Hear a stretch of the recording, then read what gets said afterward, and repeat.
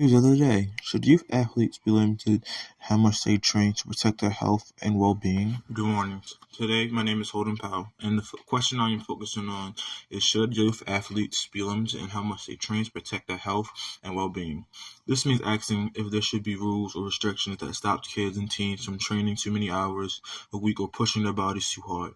Some young athletes train like professionals, sometimes practicing multiple hours a day, even every day of the week. That might sound impressive, but it raises serious concerns. This issue matters because we're talking about kids, people whose bodies and minds are still developing. Training too hard can lead to serious injuries like torn ligaments, stress fractures, and long-term joint problems. It's not just physical either. The mental stress of always needing to be perfect or win can cause anxiety, depression, and burnout. Some athletes even quit altogether because the pressure becoming too much. In today's world, youth sports have become more competitive than ever. Kids are joining travel teams, attending year-round training camps, and missing out on the things like rest, fun, and even family time. According to the American Academy of Pediatrics, overuse injuries now make up nearly 50% of all sports injuries in middle school and high school students. One study showed that athletes who train more than 16 hours a week are twice as likely to get injured compared to those who train less. These numbers show that the issue isn't just about hard work, it's about safety and balance. That's why people are starting to ask, should there be limits? Should league, schools, or even parents step in to protect athletes from doing too much? There are three main reasons youth athletes should be limiting, and three main reasons you actually shouldn't be limiting how much they train.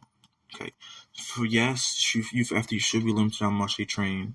One is to protect their physical health. Kids and teens are still growing, and their bones, muscles, and joints aren't fully developed yet. Overtraining can lead to serious injuries like stress, fracture torn ACLs, and chronic pain.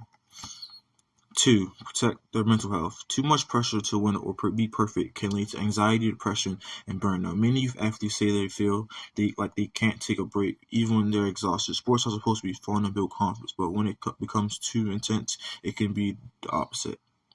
Three, to help them live balanced lives, being a youth athlete should mean giving up everything else. Kids need time for school, friends, families, hobbies, and rest. If they're constantly training, they miss out on other opportunities that are important parts of their life.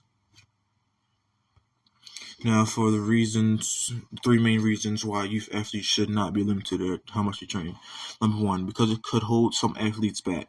Some athletes have big dreams, college scholarships, the Olympics, or going pro. Reaching that level takes dedication and hours of hard work. If limits are too strict, it might stop talented athletes from reaching their full potential.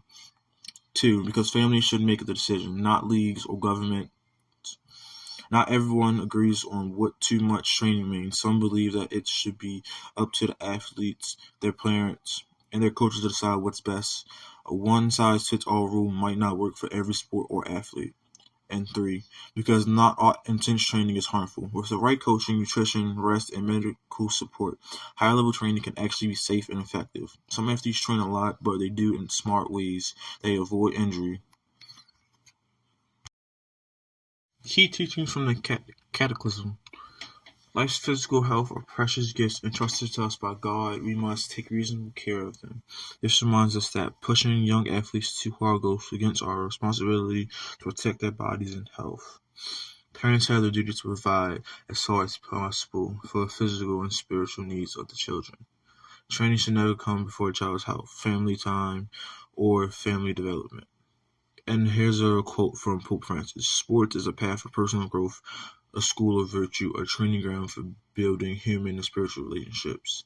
It's not about winning, but more about building someone's character." Can I get your name and age?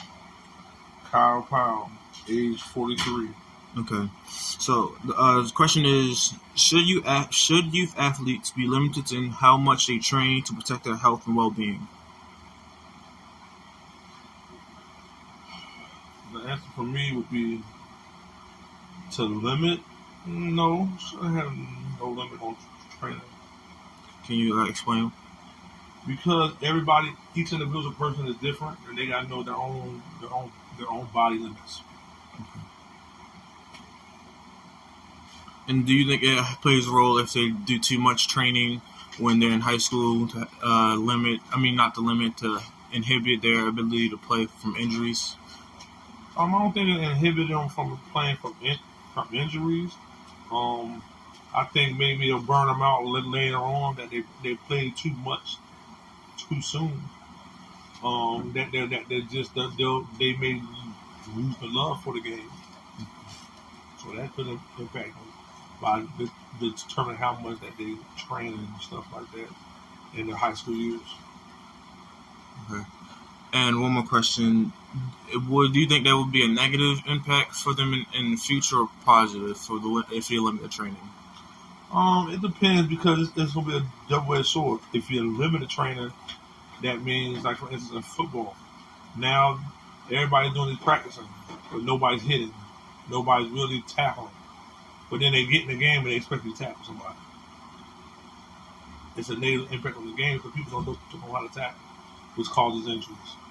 So you have to be able to practice it at times without the fear of hurting somebody because you're playing a contact sport. That's a risk you take when you sign up to play that sport. It's in all the waivers. Parents been signing them since the beginning of time. So there has to be a balance between the two. And who determines that? It can't be a government official or a state regulatory person that never ever seen the field or court or actually played the game. Just them looking at some doctor that said, "Oh, this is the study on this one person." No, it's too complicated for them to just make a